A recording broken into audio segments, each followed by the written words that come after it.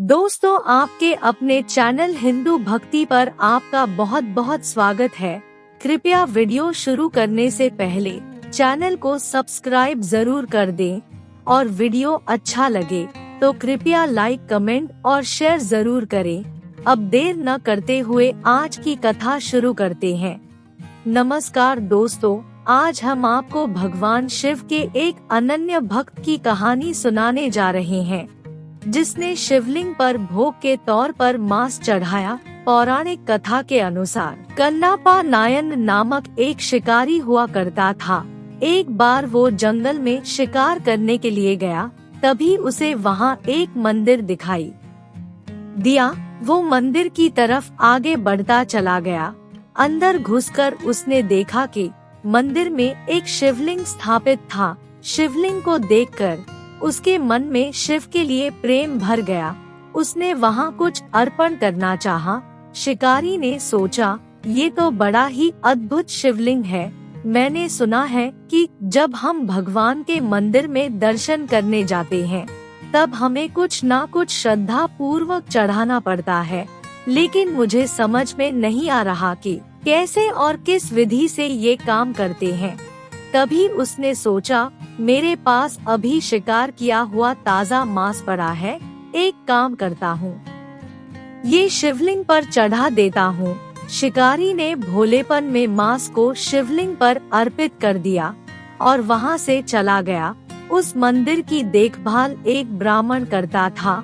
वो ब्राह्मण उस मंदिर से काफी दूर रहता था। हालांकि वो ब्राह्मण शिव भक्त था, लेकिन हर रोज इतनी दूर मंदिर में आना दुर्लभ कार्य था। इसलिए वो 15 दिन में केवल एक ही बार मंदिर में आता था और मंदिर की साफ सफाई करता था और साथ में शिवलिंग की पूजा भी करता और भोग लगाता और फिर वापस चला जाता था। अगले दिन जब ब्राह्मण मंदिर में पहुंचा तो शिवलिंग के ऊपर मांस पड़ा हुआ देख वो भौचक्का रह गया। उसने तुरंत वहाँ से मांस को हटाया और माफी मांगने लगा कि हे भगवान, आगे से कभी ऐसा नहीं होगा। ब्राह्मण ने मंदिर की सफाई करके पूजा पाठ किया और वापस घर चला गया। अगले दिन वो शिकारी वापस मांस अर्पण करने के लिए आया। ऐसे ही वो शिकारी रोज मंदिर में आता और घंटों शिवलिंग के सामने बैठकर अपने दिल की बात कहता। एक दिन जब वो मंदिर में पहुंचा तो उसने शिवलिंग पर थोड़ी धूल देखी। उसने सोचा कि ये शिवलिंग कितना गंदा हो रहा है, क्यों ना मैं इसकी सफाई कर दूं। फिर उसने देखा कि उसके पास तो पानी लाने के लिए कोई बर्तन भी नहीं है। तभी उसे एक उपाय सूझा। उसने सोचा, पास में एक झरना है जहाँ से मैं अपने मुख में पानी भरकर यहाँ तक ला सकता हूँ। शिकारी झरने पर गया और मुख में पानी भर कर ले आया और उसने अपने मुख का वही पानी शिवलिंग पर डालकर शिवलिंग को साफ कर दिया। इसी तरह शिकारी बार बार मुख में पानी भरकर लाता और शिवलिंग की सफाई करता। अगले दिन जब ब्राह्मण मंदिर में आया तो मंदिर में मांस और शिवलिंग पर थूक देखकर उसके मन में घृणा भर गई। वो अत्यंत गुस्सा हो गया। उसने सोचा कि ऐसा नीच कार्य कोई जानवर नहीं कर सकता, ये तो कोई इंसान ही कर सकता है। उसने सोचा, अब मुझे मंदिर अच्छे से साफ करना होगा। शिवलिंग को शुद्ध करने के लिए मंत्र पढ़ना होगा। बेचारा ब्राह्मण अब क्या करता। उसने पूजा पाठ किया, शिवलिंग का शुद्धिकरण किया और वहाँ से चला गया। अब हर बार ब्राह्मण को आने पर शिवलिंग इस अवस्था में मिलता। अब ब्राह्मण से रहा नहीं गया। उसने रोते हुए शिवजी से पूछा, हे शिव शंभु, ये कौन सा पापी मनुष्य है जो आपको हर रोज अपमानित कर रहा है। आप उसे कुछ कहते भी नहीं हो। मुझे समझ में नहीं आ रहा कि आप इतना अपमान कैसे सहन कर सकते हो प्रभु। ब्राह्मण की बात सुनकर भगवान शिव स्वयं उसके सामने प्रकट हो गए और उसको बोले, उठो ब्राह्मण देवता, जिसे तुम अपमान बोल रहे हो वो एक भक्त का श्रद्धापूर्वक अर्पण है। मैं उस भक्त की भक्ति से बंधा हुआ हूँ। वो भक्त जो कुछ भी प्रेम पूर्वक अर्पित करता है, मैं उसे स्वीकार कर लेता हूँ। मेरा वो भक्त बहुत ही भोला भाला है।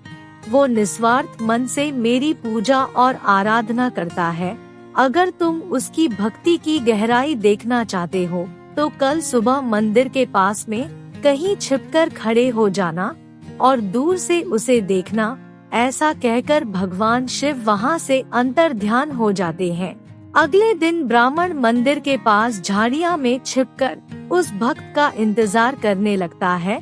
तभी वो देखता है कि एक शिकारी अपने हाथ में मांस का टुकड़ा लेकर और मुख में पानी भरकर मंदिर के अंदर जाता है।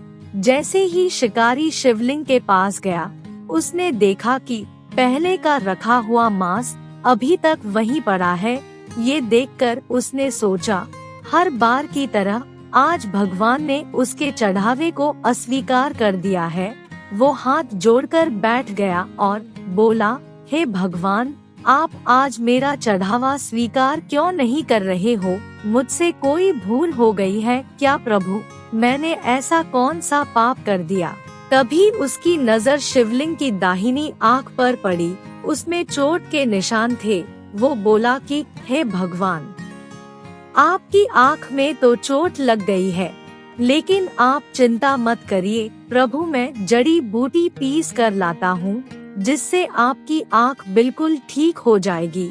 उधर झाड़ियाँ के पीछे छुपकर ब्राह्मण ये सब कुछ देख रहा था। शिकारी ने जड़ी बूटी पीसकर शिवलिंग की दाहिनी आंख में लगा दी ताकि वो ठीक हो सके, लेकिन ऐसा करने से आंखों से रक्त तेजी से निकलने लगा। ये देखकर शिकारी से रहा नहीं गया और उसने अपनी आंख भगवान को देने का फैसला कर लिया। उसने अपनी जेब से एक चाकू निकाला और अपनी दाहिनी आंख निकालकर शिवलिंग की दाहिनी आंख पर लगा दी। उसके ऐसा करने से रक्त टपकना बंद हो गया। शिकारी ने ये देखकर राहत की सांस ली, लेकिन कुछ समय बाद शिवलिंग की दूसरी आंख से रक्त बहने लगा। वो बोला, हे भगवान, अब मैं क्या करूं? उसने सोचा, लगता है अब मुझे अपनी दूसरी आंख भी भगवान को अर्पण करनी होगी। तभी ब्राह्मण बोला, हे भोलेनाथ, ये कैसा भक्त है जो आपको अपनी आंखें अर्पण कर रहा है? धन्य है ये भक्त, इसका उद्धार कीजिए प्रभु। तभी शिकारी ने सोचा, मैं अपनी दूसरी आंख तो निकाल लूंगा, लेकिन उसे रखना कहाँ है? ये मुझे कैसे पता चलेगा, क्योंकि मैं तो दोनों आंखों से अंधा हो जाऊंगा। मुझे तो कुछ दिखाई ही नहीं देगा। कुछ देर सोचने के बाद शिकारी को एक विचार आया। एक काम करता हूँ, जहाँ पर ये आंख लगानी है वहाँ पर मैं अपना पैर टिका देता हूँ, ताकि मुझे पता रहे कि दूसरी आंख कहाँ लगानी है। शिकारी ने शिवलिंग की दूसरी आंख की जगह पर अपना पैर टिका दिया। फिर जैसे ही उसने अपनी दूसरी आंख निकालने के लिए चाकू आगे बढ़ाया, तभी वहाँ एक अलौकिक प्रकाश फैल गया और भगवान शिव स्वयं प्रकट हो गए। भगवान को अपने सामने देखकर शिकारी से रहा नहीं गया और वो उनके चरणों में गिर पड़ा। ब्राह्मण ने जब ये देखा तो वो भागता हुआ मंदिर में आया और हाथ जोड़कर भोलेनाथ के चरणों में गिर पड़ा। शिव ने ब्राह्मण से कहा, देखो ये मेरा प्रिय भक्त है, कन्नाप्पा नयनर। कन्नाप्पा मतलब आंखें अर्पण करने वाला, नयनर मतलब शिव भक्त। आज से पूरी सृष्टि तुम्हें इसी नाम से पुकारेगी। शिकारी ने कहा, प्रभु, आपके दर्शन पाकर मैं धन्य हो गया हूँ। आपने मुझे नया नाम देकर मेरा उद्धार कर दिया है। भगवान शिव ये सुनकर मुस्कुरा देते हैं। उनके आशीर्वाद से कन्नाप्पा की आंखों की रोशनी वापस आ जाती है। वो हाथ जोड़कर भगवान शिव के चरणों में लेट जाता है। उसी दिन से उस शिकारी को कन्नाप्पा नायन के नाम से जाना जाने लगा। तो दोस्तों, आपको हमारी कहानी कैसी लगी? कृपया हमें कमेंट करके जरूर बताएं। और श्रद्धा भाव से कमेंट में भगवान शिव जरूर लिखें। और ऐसी कहानी सुनने के लिए हमारे चैनल को लाइक और शेयर जरूर करें और साथ में सब्सक्राइब भी जरूर करें।